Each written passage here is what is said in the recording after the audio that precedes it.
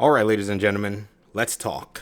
So, a comment basically, I think, has solved this entire problem if the developers are possibly going to take this approach.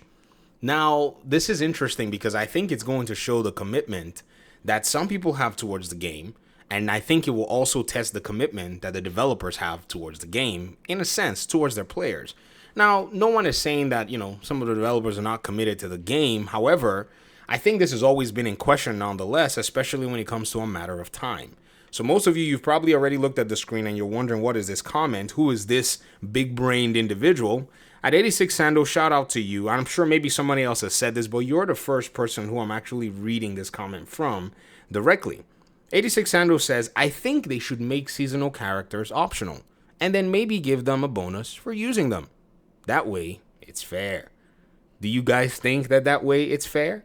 I think it's all right. I mean, one thing people love and one thing a lot of gamers enjoy is when they're the resources that the developers can give multiple options. And the Division has already and always touted itself as a game that likes to give options to the player to play, as many options as are possible within, say, specific metas, within, say, specific kinds of, weapon types or play styles or skill variations. This is one thing that many people have always enjoyed and loved about the Division. If you want to play a turret and a drone, you want to play a chem launcher, even within the chem launcher, you have different schools of thought, whether, your chem launcher oxidizer or your fire starter, or, you can use a seeker mine, or you can use,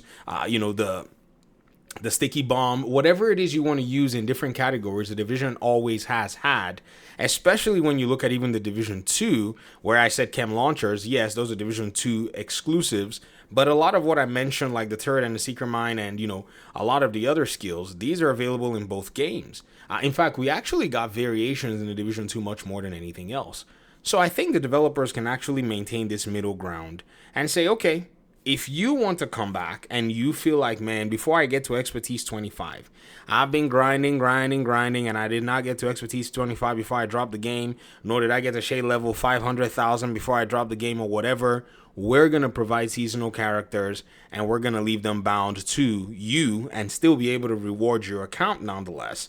And then at the same time, players who choose to use their characters, they still get to keep the reward. There is no net loss in taking this approach, in my opinion. I think this is actually a very solid place to be. I saw this comment and I thought, let me put this out there. I would love to hear what you think in the comment section. I hope the developers are paying attention and listening, because they're about to implement this season approach for a very long time. So all opinions, all concerns, all positive and even negative, perceptions need to at least be taken a look at. I'm not saying we must address everything. I'm just saying that it is necessary that we at least take a look at what people are saying.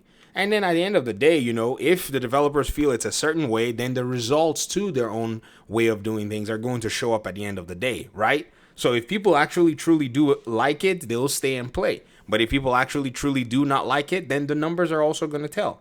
But at least we should have the conversation now before major commitments are made to, basically implementing all of this.